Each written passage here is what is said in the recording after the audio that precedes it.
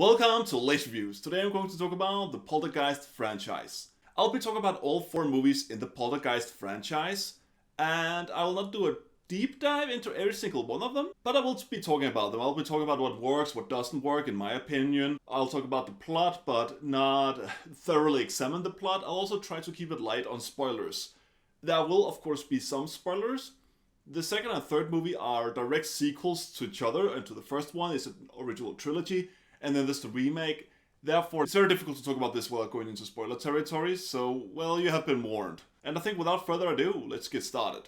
The cult classic Poltergeist from 1982. And before talking about this horror masterpiece, 1982 was quite a wild year for movies. So many good movies came out that year, it's actually insane to think about. The Thing for once, we have Blade Runner, we have another movie that actually reminded me a bit of Poltergeist, The Entity. Well, so many other movies. Look at the screen now. I'll throw up. Boom, boom, boom. Look how many good movies there are from this year. It was a really good. It was a good year. Friday the 13th Part 3 is a fine film as well. It's good. It's good. But let's talk about Poltergeist. I will not spoil too much, but I think it's difficult to talk about the movie without coming into at least some spoilers. But yes, I'll do my best to avoid spoiling too much. So the plot follows his family with a mom, dad, teenage daughter, a young son, and an even younger daughter. Quite your typical family, in some ways, like typical 80s perfect family dynamic. And honestly, it is a perfect family. They are having a lovely relationship, all of them. They live in this newly established suburban cul-de-sac, probably somewhere in California. The dad works as a real estate agent for the company selling these suburban houses. All of them are similar. All of them are the same. This is truly suburban nightmare. That's the real horror of this movie. A family caught in a cul-de-sac nightmare. No escape from the hell that is suburban America. That is the real takeaway from this movie. And they keep expanding this, and as they keep expanding it, he keeps selling more houses. He's the best seller this real estate agency has. This housing development agency, I guess they're not just real estate agents if they're also buying the land and developing it. He makes up almost 50% of all their sales, it's stated at some point in the movie. So he's really the best agent, and he has a lot of charm. He is a really charming guy. He's a really funny guy as well. You have a scene, like the most 80s scene, where him and his wife are in bed. She is sitting there doing something, and the TV is on, and he's sitting there reading this Ronald Reagan book, The Man, the President, I think it's what it's called. This is the 80s. It's the 80s. And he starts doing push-ups in bed while making fun of, like also some self-deprecating humor. And, it's a very loving relationship. The son comes in, is afraid. He puts the son on his back, and piggyback rides him back into bed. It's a really lovely movie because what happens here is that it's a very functioning family, and then there's an earthquake, and then hell starts breaking loose. At first, it's small signs like cutlery bending all of a sudden, or chairs moving, but already a few, like the same day, it's not just chairs moving. They find a spot in the house where if they put a person there or a chair there, they will be dragged towards the other end of the wall. Actually, there's a scene I forgot to say. One of the most famous scenes is during the time of the earthquake. They're all sleeping in the same bed, and the TV is on because, of course, they don't turn the TV off. And when the TV is done broadcasting its last program, which seems to be some very patriotic stuff from Washington, D.C., showing patriotic monuments, it starts flickering. Snow, what do we call it? Like movie snow, whatever it's called. Like when there's no signal in those old TVs. The daughter starts moving up to the TV and starts talking to something you can't see, and this ghastly arm emerges. It's a very famous scene. I think a lot of the posters, a lot of the movie covers are just taking that scene and, using it. This little girl in front of this flickering TV. I should say that, of course, these effects are a bit, they're from 82, so they look drawn on. They're not exactly realistic. They might break some of your immersion. Wasn't detrimental to my experience, but I can see why they might be to yours. What then happens is that this tree starts attacking the boy, and while the boy is being attacked, the girl is being dragged into her bedroom closet and is then trapped in an alternate dimension, or the realm of the dead, maybe? Who knows? And the rest of the film is just the family trying to get her back. And that is also really explains why the family stays in the house. A lot of movies about hauntings have the problem of why do the family stay in the house? Why don't they just move? This movie doesn't have that problem because, of course, the family can't move without their youngest daughter. Makes perfect sense. And a lot of the family members react to this in different ways. One problem I do have with the movie is that the oldest daughter is never really given anything to do. She might as well not be in the movie. The movie never dwells on her character. She never really gets to develop or act in a meaningful way, so they might as well just have removed her from the movie. She's really not necessary, sadly. And that is that is a problem. I mean, everyone else is given something to do, and that's what I like. They are all reacting to the situation differently. It does fast forward a few days or weeks. I don't know exactly how long it's been going on, how much time has passed. They have locked up the door of the daughter's bedroom and are living downstairs in the living room. And yeah, they're all reacting to it in different ways, dealing with it in different ways. The mom just tries to be the best mom for her daughter, still trying to comfort her because even though she's trapped somewhere in the house, they can still communicate with her through the TV, actually. That's how they especially communicate. For some reason, that connects the two dimensions, the two worlds. The dad just becomes more reclusive. He starts just looking more worn out, basically. He tries to keep it up. He tries to hold together. While they're trying to of course, get their daughter back, they get the help of some paranormal investigators. These are, of course, experts, but actually, it turns out they have never seen anything like what's going on in this house because they open the door to the daughter's bedroom like, well, one of those, oh yes, once I filmed this thing moves 1 meter in 6 hours, and you could of course only see it if you sped up the video, like, and the dad is just and then they open the door to the daughter's bedroom, and it's just things are flying around. It's insane. Like these small dolls are flying next to the face and starts moving, and it's really cool scene. It cuts to the lady paranormal expert just shaking like crazy, and they start setting up all the equipment, all the cameras, talking about if it's a paranormal, like if it is a poltergeist, if it's a haunting, what is going on, how to get the daughter back. That night, one of them starts seeing visions of his steak coming almost alive, of his chicken bone, being the maggots on his chicken bone. He goes to look into the mirror and he starts just tearing his face off, like just really. The face goes off. It's a good scene, but the face goes off in that scene. It goes off. Eyes, nose, skin, it's coming off. He's out of the picture, so now they still one of the technicians, an African American guy, and this paranormal investigator, and they get this person to come out and clean the house so they can get the daughter back. There are a few other plot points, like how apparently the real estate agency has a tendency to buy cheap land being cemeteries and just building houses there. After all, it's not ancient tribal burial ground, it's just people. What an odd thing to say. That's where we'll end. We'll talk about the plot. I can say that the movie has a very good ending, a very nice, even funny ending, almost a perfect ending. I wonder how the sequel will pick up on that. I hope it's a different family, otherwise I feel really bad for this family. It's overall a very good movie. It has a lot of very effective things. The setup and payoff is really well done in this movie. It's well executed. Like the tree that attacks the boy, even from the very beginning of the film, it's shown that the boy is afraid of this tree, so when it suddenly comes alive, it's a payoff on that fear. There is this clown doll that the son is very afraid of. I am Chewbacca! There's a payoff on that. If you've seen Scream 2, you know what payoff it is. If you haven't, well, enjoy the payoff. It's a good payoff. It has just a lot of very effective scenes. It has some plot holes here and there. At one point, someone is making a mistake just because the person who was prepping the person for the task forgot to say something that actually, when you think about it, would have had no negative effect to say. There was no reason to hide that information. Just say it, and you could have done it perfectly well. There's no reason to hide it.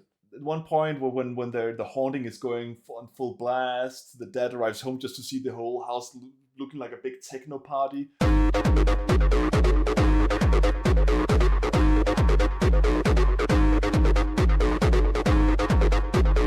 At one point, they're opening the door. It's the daughter's bedroom, and it looks like suddenly they're in Berghain or something like that. The gates are open.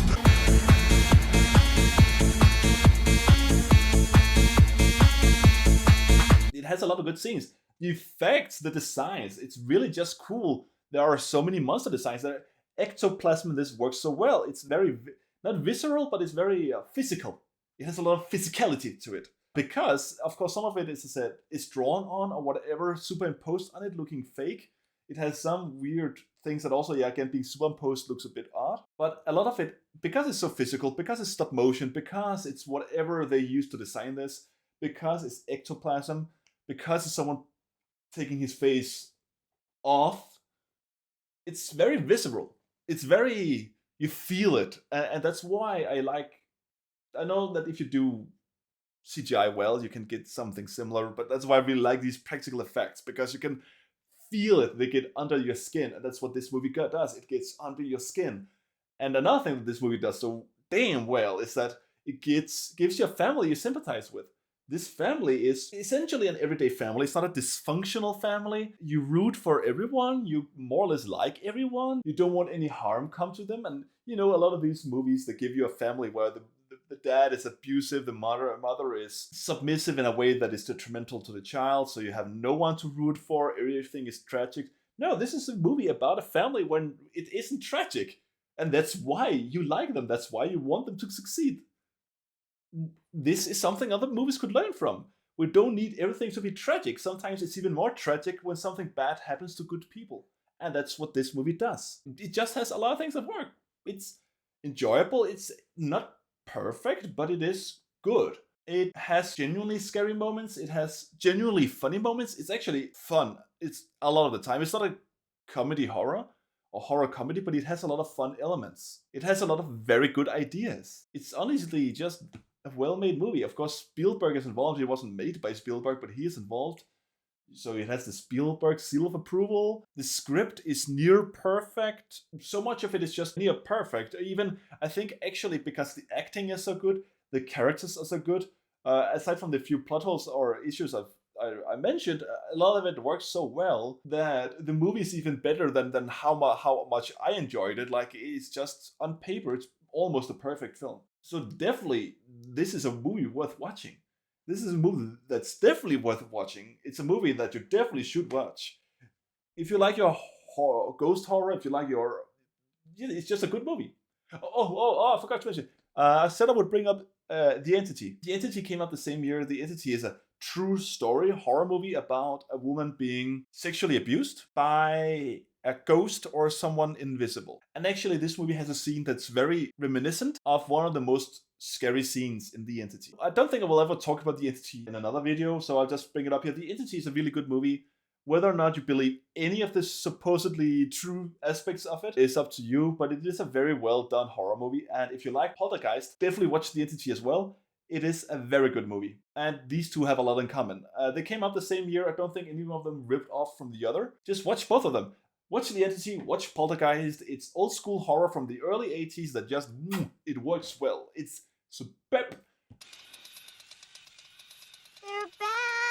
The sequel, Poltergeist II from 1986. I will try to keep it light on the spoilers. The first 30 minutes of the movie, I'll elaborate a bit on what happens in the plot. After that, I will keep it more restricted to things I find interesting to talk about, more so than actual things that are very crucial for the plot. Just so that I can talk about the movie and recommend it to you without actually having the experience spoiled for you. That being said, there are some things that I find very important to talk about because they are the reason why I want to recommend the movie. For that, I have to talk about things that happen much later in the movie, but I'll try to do it in a way that actually doesn't spoil how things unfold. I should also note that this is a direct continuation, a direct sequel to the original, the first Poltergeist from 1982. So if you haven't seen that movie and don't want it spoiled, you probably shouldn't watch this review, as I will talk about some other things that happen towards the end of the first movie as they are crucial for the plot. I'm suggesting that you leave before I have to get snooty. With that out of the way, let's get started. The movie opens up with two Native Americans performing a ritual. It's not really clear what they're doing, but one of the Native Americans is seemingly touched by something, and that something appears later in the movie to be some kind of higher spiritual power that, akin to the older medium of the first movie, he is somehow in touch with the spirit realm, but also he has this deeper understanding, but also deeper connection with other spiritually attuned people. Like he can mentally communicate across vast distances with the older lady. At least that's what it would seem. This movie is much more supernatural than the first movie. It took the supernatural dial and just dialed it up to 11, which is also why I like the movie. And of course, we'll get into that later. And then it quickly jumps to the family from the first movie. Because they now lost their house, they have moved in with the mother of the husband. It's unclear how much time has passed. Seemingly a lot of time has passed because him and the wife are having arguments over how quickly they should look for a new house. He's trying to have insurance covering that the house disappeared. Of course, the insurance companies find this weird, and it's not really covered insurance policies that your house suddenly disappears out of nowhere. He's not in a hurry to find a new house, to find a new job. Of course, having lost his previous job, partly because the insanity it brought to the family, but also partly that he realized his old boss was an asshole that built cul-de-sacs on burial grounds. Like that's the guy who was responsible for everything in the first movie. Having realized that, he no longer wants to work in real estate, and the woman, being a housewife, also doesn't have an income. So that's why they have very little income to really support the family, to find a new place to live. They're not in a hurry, but the money is running thin at this point. At least that's what it seems at the beginning of the movie. The grandma, on the other hand, is taking more of an interest in the daughter, the young daughter that was sucked into the TV in the first movie. And she's telling the daughter, asking her, ever since you were born, have you sometimes been aware of things other people have not been aware of? Have you known things without knowing how you knew them? It's basically The Shining, that this girl has a special ability. She's born with a spiritual attunement that makes her aware of things that other people are not aware of. She can sense the dead, sense evil spirits, and the grandmother also has this ability. So she understands the daughter, whereas the husband and the mother, they are not really aware of the daughter's special abilities, even though they've gone through these things, and they're also hesitant to believe her. Of course, they're also just trying to cope with all the things that they experienced in the first movie, you know, having gone through this extremely traumatic experience together. The wife, of course, was sucked into the other dimension as well. The husband is dealing with having, of course, all these financial burdens. It's this 80s patriarchal society, so he's also struggling with having to be the head of the family, to not really show his emotions too much, to overcome these obstacles, the one finding the house, the one finding a job, the one providing. That's basically his role. Like in the first movie, it's a very lovable family. They have a very good connection, a very strong connection. They seem to be a very healthy family. So it's not that he is abusive or toxic in any way, but one dynamic I like about this movie is it shows how the trauma of the first movie and the trauma of things that continue to happen tear the family apart, how they cope with it in different ways. He starts drinking, he becomes an alcoholic, he just can't cope with it, but he's of course trying to move on and be there for his family, but he can't because he's just too mentally distraught to really be there. It's a very nice dynamic. Of course, the mother was more of the center of the first movie. She was the one who had more of an interesting development mentally and physically throughout the movie. This time it's more the dad that has the interesting development, I would say. There's one thing I should say: the older daughter is no longer in the movie. I don't know where she is, she's just written out of the movie. So we only have the young daughter and the young son. The daughter is no longer there. What happened? She's barely even in the first movie, so where is she? I don't know where she is. I don't know why she's written out of the movie. It doesn't matter too much. One of my big criticisms of the first movie was that she was just written out of the movie.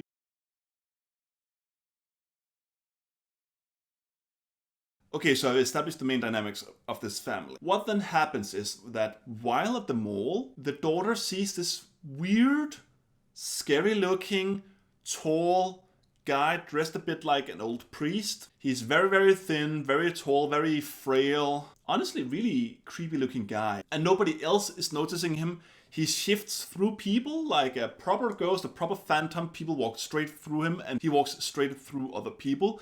But the daughter sees him. Not only does he see him, she's become lost in this mall. The mother and the son have not realized that she's missing. They are looking at clothes. So while she's out looking for her mom, this tall man approaches her, telling her to come with him, to ignore the mother and come with this guy. Who is this guy? He doesn't really tell. And she's of course scared of him. She can sense something is wrong and he starts playing with her. And that's when the mother finds him. Or she finds her and him. That means the mother can see him. Nobody else saw him. The mother sees him, the son sees him, The daughter sees him. This mystical entity, he's invisible to everyone else but this family. He materialized himself for this family. What he is, I'm not going to spoil. So after this happens, the grandmother dies. She passes, but before we even know she passed, the phone rings in the middle of the night. The girl, the daughter, picks up the phone and says goodbye to her grandmother giving her some last messages of support, telling her to be true to herself, to listen to this gift she has, to trust in herself and her abilities, spiritual abilities. And it is then revealed that she had talked to the ghost of the grandmother, or the spirit of the grandmother.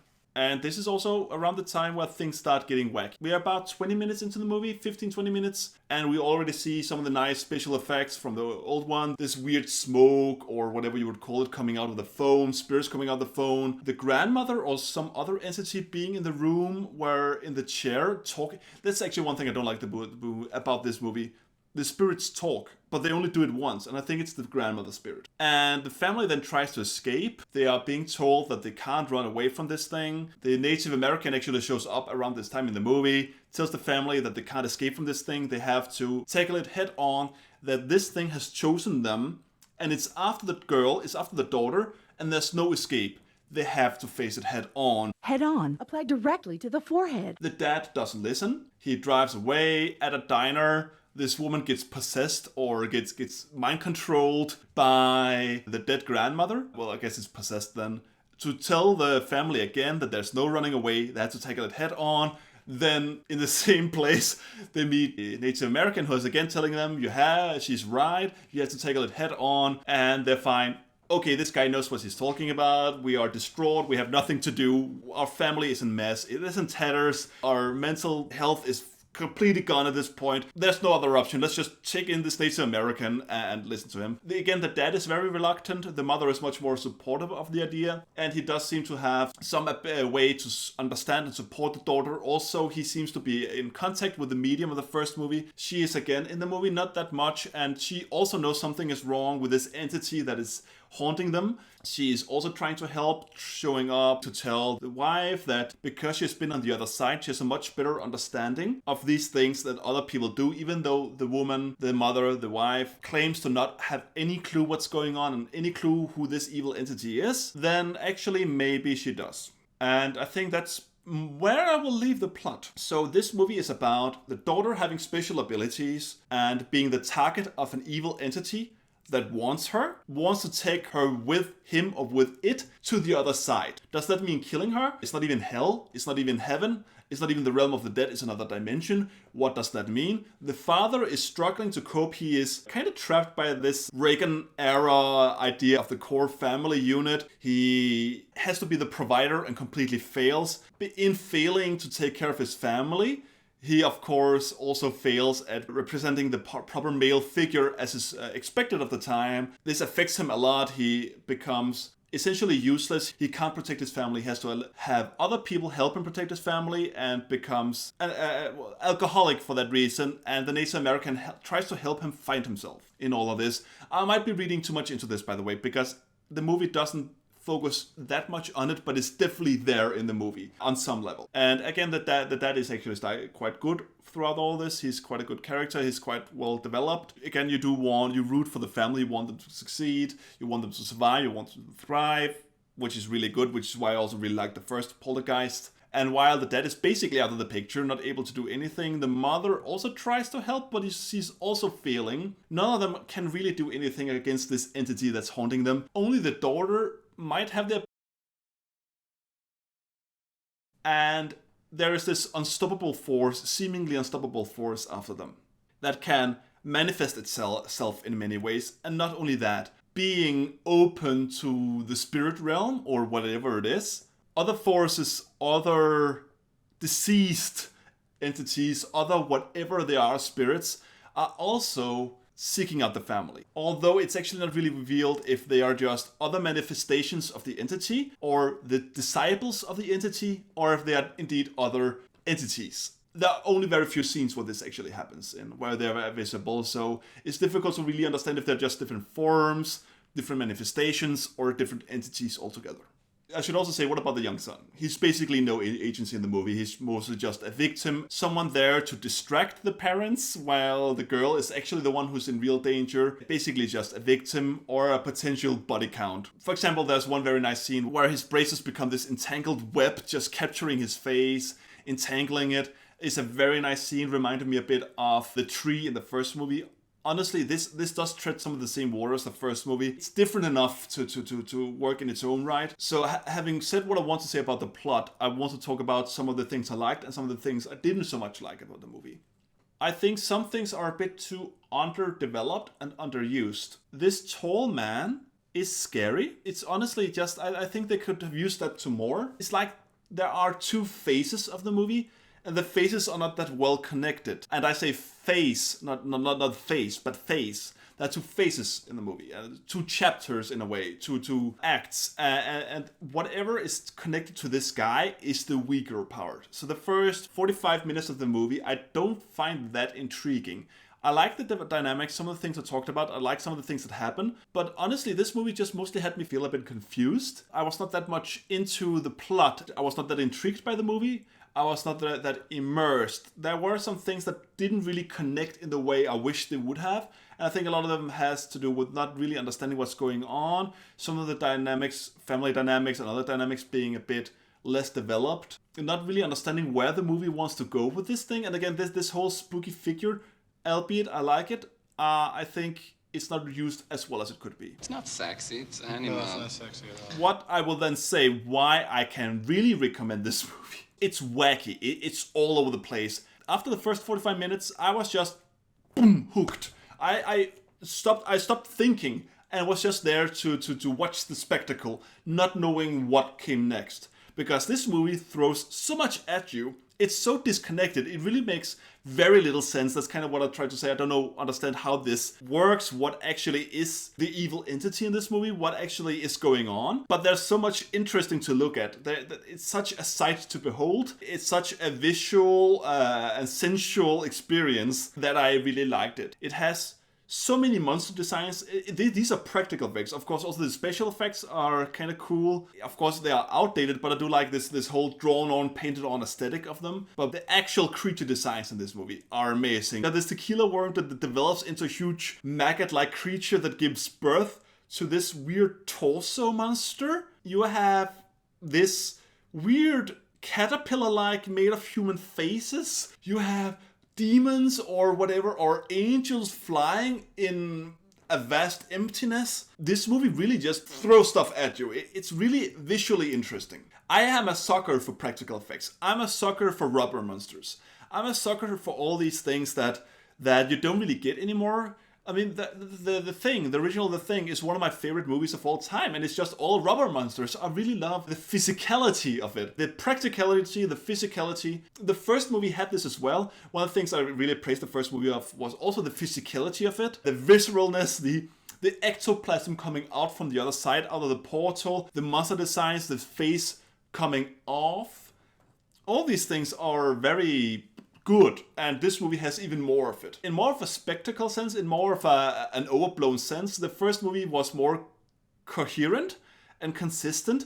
This movie is a bit more off, a bit like how the first Hellraiser is quite a confined story, that where you understand the story and where the story is really good, and then you have all the of course the Cenobites and everything on top of that, and then Hellraiser 2, much less of a coherent, or at least a worse plot, but very visually interesting, taking more place in this other dimension, giving the opportunity to bring all these other spectacles in. This is very much the same. I would say if I could describe this movie, this is The Shining meets Poltergeist meets The Exorcist meets Hellraiser. This is quite a thing. Not the thing, this is quite a thing. I liked it. It's not amazing, but this is definitely a movie I want to watch again. And if you like the first Poltergeist, I will say this is not actually a good sequel. This is not what I would call a good sequel, but it is a good movie. At least it had enough of a spectacle, it had enough of a visual stimuli to keep me really engaged and immersed in the second half. And yeah, I can recommend it. I had a good time. It wasn't the best movie I've ever seen, it wasn't the best sequel, but I liked it. I think it's interesting. Why are you telling me this? What makes you think I have any interest in that at all? Poltergeist III from 1988, the final movie in the Poltergeist trilogy. I will of course spoil some things relevant to the plot, but I will keep spoilers mostly to the first half of the film. There are some scenes later in the movie that I do want to bring up, that I do want to highlight, especially some effects later in the movie, but I'll try to remove the context, just so that I don't end up spoiling these things for you, in case you end up wanting to watch this movie for yourself.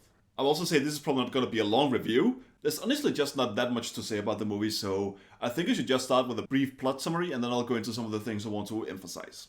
The only recurring character in this film is Heather O'Rourke playing Carol Ann. I need to bring this up. I need to one thing this movie will be notorious for, and something that honestly also the first Poltergeist is notorious for, is that Heather O'Rourke died at the very young age of 12. There were a lot of urban legends and theories about how Poltergeist was a cursed movie set and it basically killed off Heather O'Rourke, which is, as sad as her death is, no. But yeah, Poltergeist 3 is the last movie she ever starred in, and it's sad. I mean, it needs to be addressed. Like, this is the last movie she will star in. This is her final legacy. She did star in a few TV shows as well, but yeah, the Poltergeist trilogy is just, that's her legacy. That's what she gave the world. And it's sad. And it's so sad that that's just what I'll say. It's sad. Following the events of the second movie, the family decides to send Carol Ann to live with her aunt in Windy City, Chicago. And the one problem that does exist with this franchise is when you use child actors, they obviously grow older. So I don't know how old Carol Ann is supposed to be in this movie. She is 11 or 12 when she plays the role, but she does behave more like a 9-10-year-old, if not younger. So that is a bit odd. Of course, it seems to be that it's taking place right after the second movie. And the second film, of course, seems to take place at less than a year after the first movie. But the first movie came out in 1982 and this came out in 1988. So there is some problem with her character that now she looks quite grown up. I mean, yes, okay, she's still 11 or 12, but she's playing this young girl. So that does already kind of add some cognitive dissonance to the movie. It's not too bad, but given that she's a central figure in the movie, it does make it a bit more difficult to really get immersed. And that's just a minor problem in the movie, but a lot of these minor issues do add up in this film.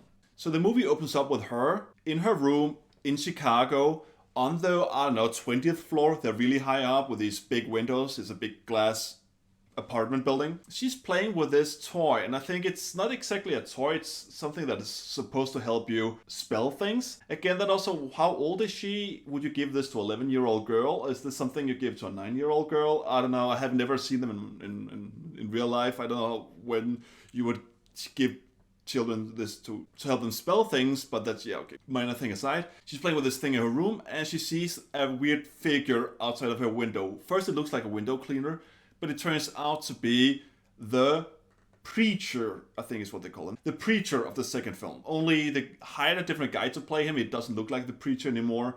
But from my understanding, the preacher of the second film is back. That's how I understood the plot. I could have been missing something, but they seem to really, like, he found you, he was after you.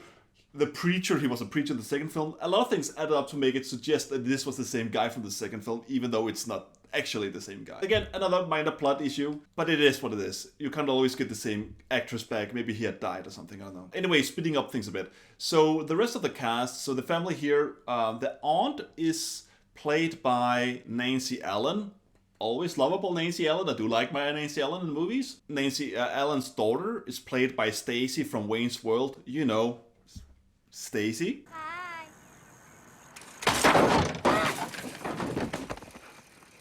And then we have the incredibly underrated Tom Skerrit playing the, well, they don't use the word uncle, so the husband of the aunt. Tom Skerrit is so lovable in this movie. He's chewing the scenery. He's a really good actor. I don't know why we haven't seen him in more movies. He's really good. Oh, I don't know if he's dead now. He was really good in that case. Tom Skerrit is good. You should watch more Tom Skerrit movies. Look, you take the point, I'll take the rear. If you need air, Call it in! So Tom Skerrit is this very nice guy who's really taking well care of Carol Ann. It's revealed that the aunt is really not happy with being an aunt. I don't know exactly why, but the family relationship is really bad. She doesn't even feel like this little girl's related to her. I don't know if she feels her family is crazy. I don't know why she doesn't want to be related to this girl, but that's a big plot element. And of course it's sad that this girl is away from her family. She has to live with her aunt and uncle, I think it's for half a year. They say until August, and it's around Christmas time, or at least it's winter in Chicago when the movie opens up. Yeah, that's just a dynamic that I think is good because it does remind me a bit of the dynamic in Dark Water. A mother who doesn't really like her child, and then the child starts seeking out maybe other parental figures, or tries to do things to earn her mother's love, and then at the end, the mother has to take on this role, to accept this role. I mean, there are a lot of movies that do this, and I think that's a very nice idea. It is a dynamic when done right, works well. I think it's a bit underdeveloped, underutilized in this movie, but it is there, and it does work. It's not great, but it does work. Not great, not terrible. So that's the basis. That's our main cast. Except there are two more people. So I said, actually, I made a mistake. There's another recurring character. The medium is back. The short woman. The medium, whatever she's called in the other movies. She's back. So that's nice, having her back. And then there is the chief psychologist. Or psychiatrist. Or whatever he is. Because Carol Ann is enrolled in a school for extremely gifted children. So they believe she has a very high IQ, but that she can create mass hysteria and mass hypnosis, or... You think she's able to create some sort of mass hysteria? No, not really. It's more like mass hypnosis. Well, they're trying to explain why she can convince other people that ghosts are real and that weird things happen. Being men of science, they of course don't believe in the supernatural, and they're trying to explain everything away, especially this chief psychiatrist or psychologist or teacher, whatever he is. And him trying to understand Carol Ann, he forces her and pushes her to reveal her past, especially what happened prior to moving to Chicago. So what happened in especially the second movie, but also the first movie. Meaning she tells him about the preacher, and her recollecting the events so many times, and keeps saying out the name of this entity so many times. That creates a bond between the entity and her. Meaning the preacher now knows her and will find her. The entity, the preacher, whatever you want to call it, that thing goes by many names in this movie. Or it doesn't, and I'm just having a bad memory. And it is when this thing finds her and knows her location that the medium, while having coffee with a friend or colleague or whatever, realizes that the girl is in danger and sets out to find her. I think she's in California, so it takes a while for her to show up. And that's the main premise. Carol Ann is being hunted and haunted by a dangerous entity, the one from the second film. Psychiatrists, psychologists find it very difficult to believe her and try to find scientific reasons for what is happening, even when the doctor also sees, or the psychiatrist also sees, a hand throw a cup at a window. His excuse is, oh, actually it was mass hysteria that made you destroy that mirror with your coffee cup. That's what happened, not me seeing this thing throwing it at it. I understand why. I mean, honestly, the movie kind of tries to write it off as, oh, these are just naive, stupid scientists, but if you don't believe in the supernatural, you don't believe in the supernatural. It takes a lot to convince you, I believe. For that reason, it does kind of make sense that it tries to make these scientific explanations, but from the viewer's perspective, us knowing the danger is real, it seems silly. And then also the aunt and uncle dynamic, you know, one caring parent, one not so caring parental figure. Everything is seemingly happening in the same building. That at the bottom of the building there's an exhibition. I think it's the aunt's art that is being exhibited there, and I think the uncle figure, Tom Skerrit, is playing a building manager or something. At least he seems to have some responsibility for the building. And that's why the entire movie just takes place in this building. It's not so much one set, because this building has many different... Because this is a huge building and it has so many things in its complex, but it is essentially a one-setting movie. And it's not just a one-location film. It's also mostly a 24-hour movie. That from when the movie starts to when it finishes, 24 hours passed, give or take. And that means that Nancy Allen's daughter, Stacy, a teenager, has this love interest who invites her to a party at his place in the same building. And although she's supposed to babysit Carol Ann in the evening, Carol Ann kind of just allows her, like she's saying, I'm old enough to take care of myself. Therefore, Stacy goes to the party, and a lot of shenanigans happen there. That's what you have going on. Carol Ann being alone much of the movie. You have the psychiatrist who's also out to help, but doesn't really believe her and tries to do, well, the wrong things to help her. You have the aunt-uncle dynamic, who are mostly not present, at least for the first half of the movie, and are basically leaving her to deal with things herself because they don't really believe her. And then you have the teenager who is trying to live her life but also takes on responsibility when it comes to it. A lot of good dynamics, and that's honestly what I will say about the plot. I will go into talk about some of the details of the movie, so they are related to the plot, but they will also be a bit more in the spoiler territory. So the movie is a big departure from the first and second film and how the evil entity manifests itself. It first has warning signals before it really shows up, such as windows cracking. In this building, all the elevators' windows crack, and they're trying to figure out why this is happening. Another thing it does is it brings cold. So the ventilation system freezes over, and they're also trying to figure out why this is happening. And then the evil entity shows up. A bit as they have done before, the evil entity does manifest itself in mirrors. So sometimes the audience sees it, but people can't see it. And one thing it does do now is it can multiply itself. So you have some cool scenes. A lot of the movie takes place in one hallway, and there is one scene where when Carol Ann is left alone, you just see how this evil figure just follows down the parents or follows down the people leaving the hall just by opening doors that are of course actually close in the world we see, but is in the spiritual realm or whatever it is, opened by this creepy guy who stands looking at you. There's some cool visuals like that. It's also different in that the evil entity can embody other people. Not so much possess them, but create clones of them. That means there are scenes where this or that figure is not actually this or that figure. That adds a lot of suspense. It's a really nice idea to throw in there. And honestly, it's not that much of a departure from what could happen in the first and the second film, so I'll allow it. It's not. I don't really have to suspend my disbelief because this is a supernatural movie where pretty much anything can happen. And after seeing the second movie, yes, anything can happen. I'm okay with that.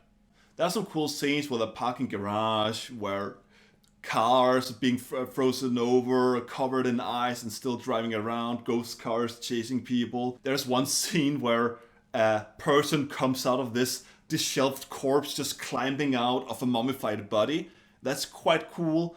There was a scene that reminded me a bit of, I think it's Dead Heat, where this freezer, the animals that are hanging there to be frozen for, to be used later, they kind of come alive and start wiggling around. Looked a bit like something like from Silent Hill or something like that. It was a quite cool scene. It has a lot of nice things like that, but without indulging in it too much. Actually, thinking about it, there is this one scene where I guess the face comes a bit off. Some of the face comes off. And then in one of the other scenes, I guess you could say the whole face comes off. So I guess what I'm trying to say here is that the third movie, unlike the second movie, the face comes off a bit.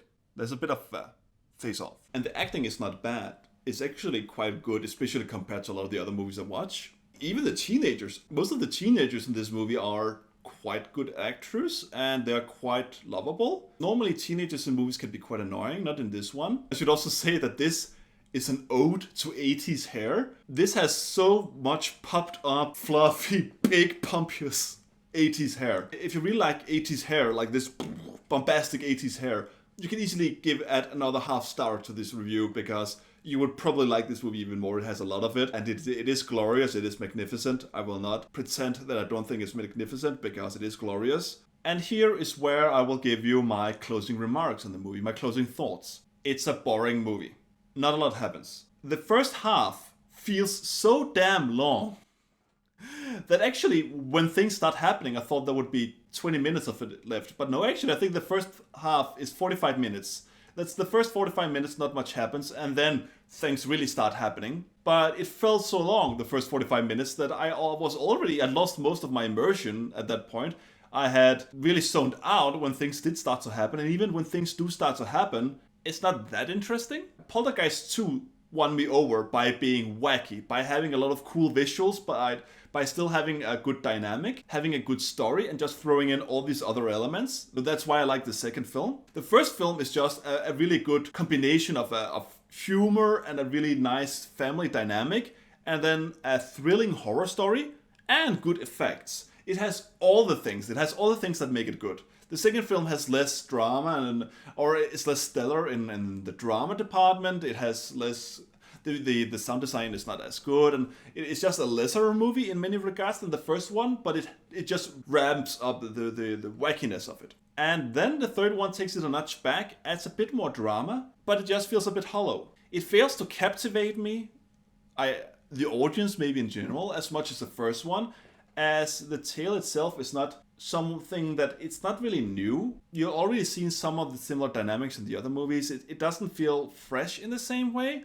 It's not as strong, it's not as well developed. You don't care as much for the people as in the other movies, I would say. Not to say that they are bad or anything, it's just the way it's done is just lesser. And I think as a standalone movie, it's just a decent horror movie.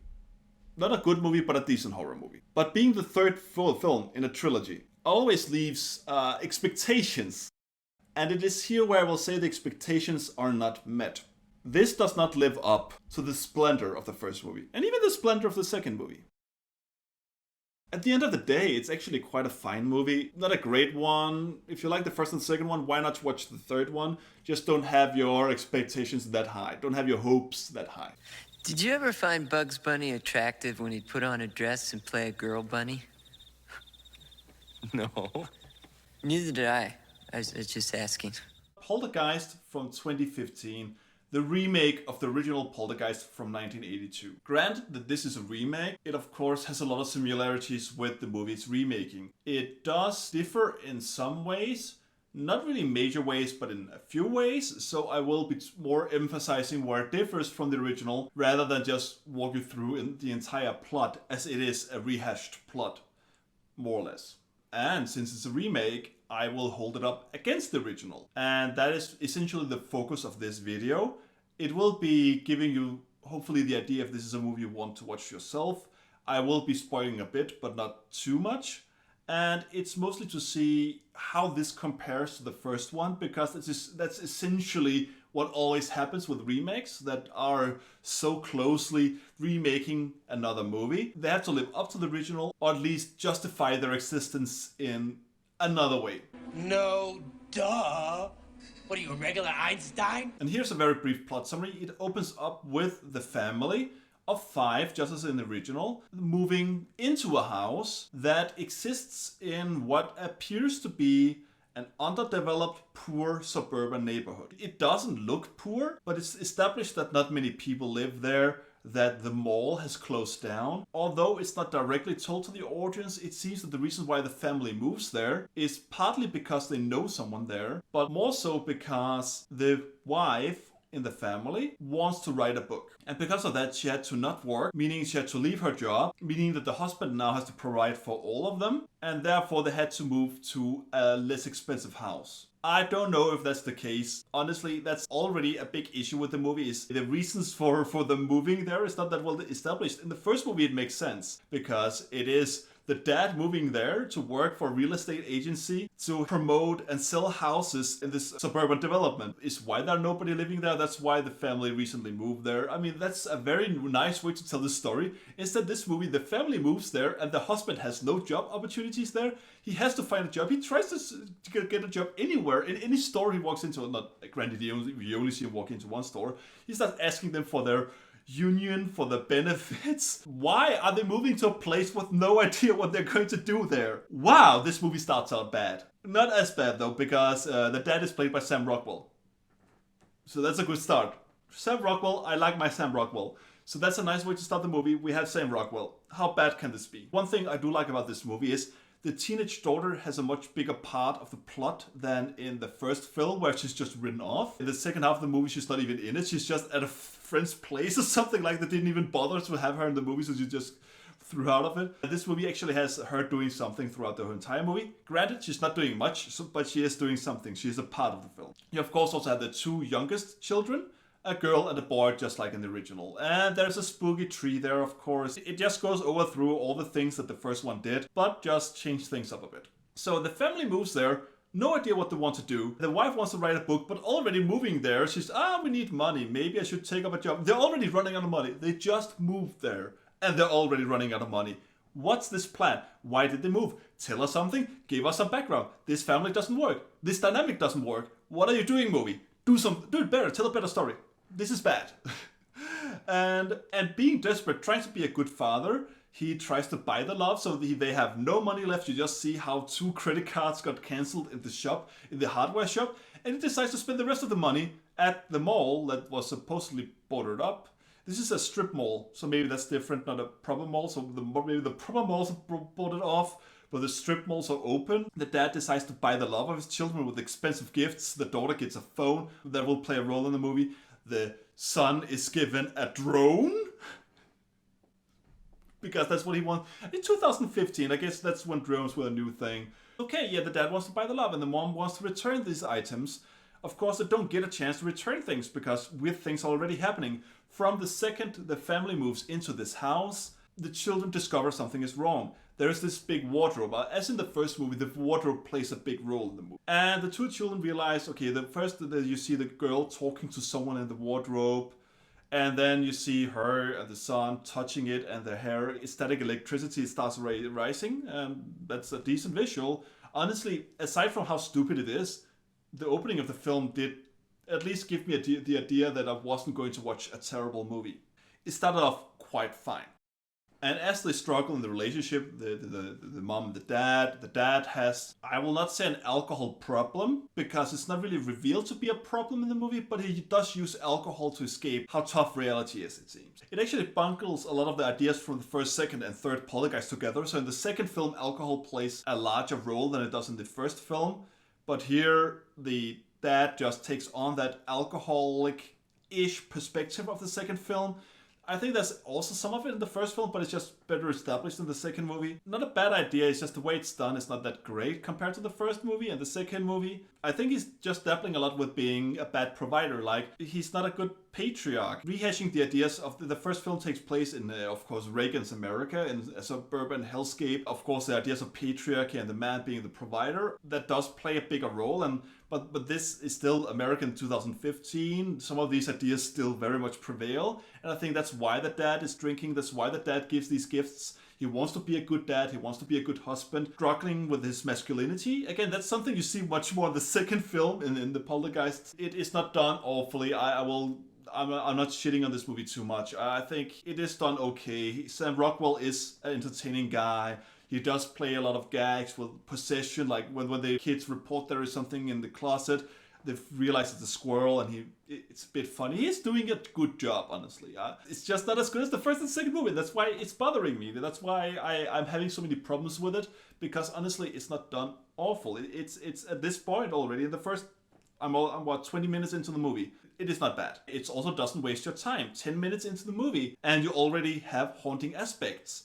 I think it's 15 or 20 minutes into the movie, and the girl is already saying, "They're coming." And she's talking about these spirits from the other realm trying to find... they're trying to get into heaven or into the actual realm of the dead. Right now, they are in this space between the two realms. Like, it's one of those things that's being discussed by the paranormal investigators and everything. Like, where are the dead people? Where are they trying to go? How can they get there? And that's a part of it. And of course, you have the TV scenes. How is the TV scene in this movie compared to the original? They do something different. And I will say what they do is it's actually more spooky. I do like what they're doing. That's essentially what remakes should do. They should take ideas from the original but do it different. This scene is good. It does that well. Of course, you also have the boy experiencing things and the parents not believing him, like the doll haunting him. One scene that's quite nice. Haunting entities can stop people from moving. They can paralyze them. So he's running away from this big tree, and while he's trying to run downstairs, he's just stopped mid-air, and you just see the terror in his eyes as the tree makes itself into the house with its branches, grabs him, and pulls him out of the house. That's a very nice visual. It has some cool visuals. It has some cool ideas. The first, at least, quarter of the movie is good. Mostly good. The story is a bit idiotic, but the rest is quite good. Also, very early on, you are told that this house is built on a burial ground. The only person that knows in this neighborhood is a childhood friend or university friend who is the real estate guy. He is the guy selling these houses. At least that's how I understood it. The dad is trying to get a job at his place, but he doesn't get a job, or it's not really discussed further. So whereas it's a big reveal in the first movie, this being a remake, it's okay to tell it early in the story because the audience already knows this. So it's okay to let that information slip early on. And as the hauntings begin, as in the first movie, the family is trying to cope with it. The daughter is dragged into the TV and now lives in the other realm, communicating with them through electricity. And they are fighting these paranormal investigators that work at this university. They are sending out a team, this professor and her two. One thing I don't really get is what she has 2 students who help her with this, setting up all this gear for monitoring ghosts. And one of the students is a very big skeptic, much more than he should be. And he's a bit annoying, honestly. He's just that they do it very well in the first movie with the two guys who help the first paranormal investigator set up all the equipment, and that just, they are experiencing all these terrors and flee. And that doesn't happen in this movie. It's just not done as well, to be honest. It does have a very nice scare with this guy, so it doesn't have a face-off scene, sadly. I do like when the face, when the face comes off. I do like when the face comes off. No, it has a hole in the wall and a drill, which is I do like. That's good as well. Then it takes a turn for the worse. So we are maybe less... We're more than half an hour in. So one thing that this movie also does, it does waste your time more. It's not as well paced. You don't get that much time to develop an understanding and familiarize yourself with the family and fall in love with the family as in the first one. The family dynamic of the first film is so strong and it's so well established, so well told, that you really root for the family. In this film, you root for the family because it has Sam Rockwell. The mom is also a decent actress. I'm just emphasizing Sam Rockwell because he's the guy I know. I don't really know the mom from anywhere. The family dynamic is kind of okay. The child acting is good. It's just not as good as the first movie, and that's why it falls apart in comparison. But again, compared to other movies, it's not that bad. That's just what you will hear me say a lot in this. It's not that bad compared to other movies. But then, of course, it turns out they're dealing with a poltergeist. They're dealing with forces that these paranormal investigators from this university have never seen anything like this before. They don't know what they're up against, so they need help to deal with. And here is one big issue with the movie. Of course, they couldn't have the medium of the first film. But the replacement is awful. But it also makes sense. But it's awful, but it's played by a guy I like, Jared Harris. Jared Harris plays a British paranormal investigator who has his own TV show, who is actually an expert on this and who's brought in to help. And it turns out that yes, he has this media personality, and yes, he does lie, but he also really believes in these things, and he's also really capable of getting rid of them. Okay, I don't hate that idea. It's just what I do hate about it is it is revealed that he used to date the professor at the university. Don't ham-fist that into my movie. It's perfectly fine if these people don't really know each other, haven't dated, or that yes, he has a reputation, but as she knows him, but having them having dated just adds a dynamic we don't need, and it's not used. It's mentioned once in the movie, and that's it. They don't use it. Don't throw that into the movie. Just, did you expect this? I wonder where this will go, and it doesn't go anywhere. And when the real hauntings start, that's when this movie turns bad. So the main issue with this movie is the CGI. The movie opens up with the son playing a video game. And it's really bad because the graphics of everything else in this movie is on par or worse than the video game they show. So nothing looks real. It's so full of CGI. It's so crammed full of CGI. Some of it is good, some of it is okay, but a lot of it is crap. It has a lot of scenes, and I will not say how it happens or when it happens, but I will throw in some examples here, some of the video footage, so you can see what I mean that it looks terrible. It's not awful, but it just aged poorly.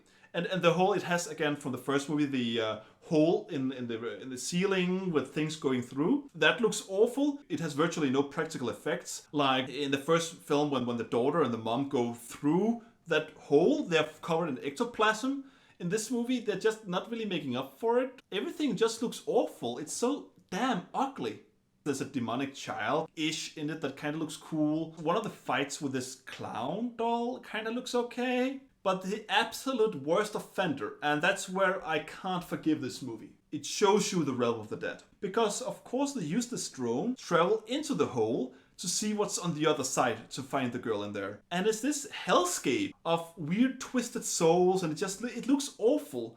And then they suddenly just find the girl in there, just like, it doesn't make sense that she's standing there because this place is defying the laws of physics, but they can still fly in there and she's still standing there. Just the whole idea is awful. You don't need to show us this realm. It's perfectly fine with the audience using their imagination to think, what the hell is on the other side? Where is this girl? This movie had to show it. That's when this movie gets really bad. It has other things making it really bad.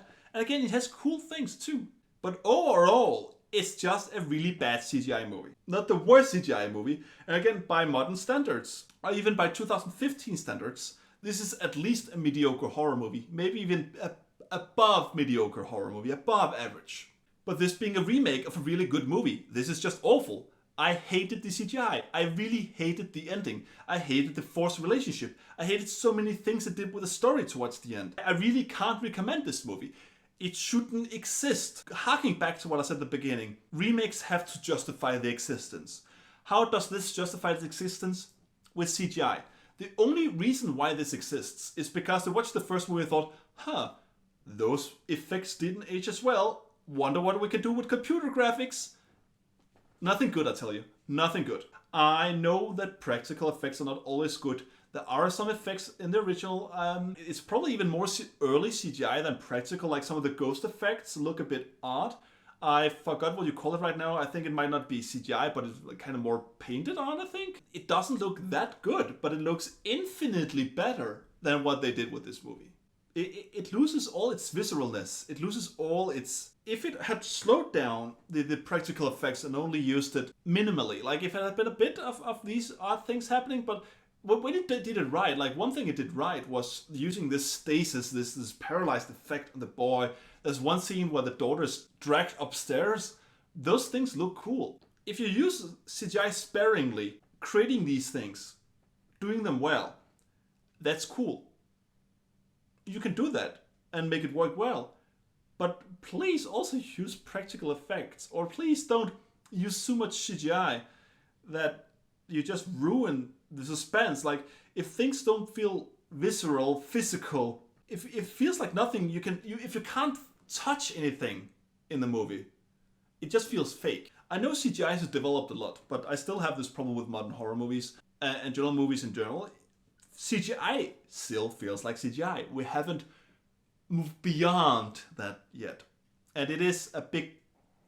I miss my practical effects. I do love it when movies do it. And we just get less and less, but that's just me. And I'm done. I'm wasted. No, I'm not drunk. I'm wasted. My energies are... I need my energies to be replenished.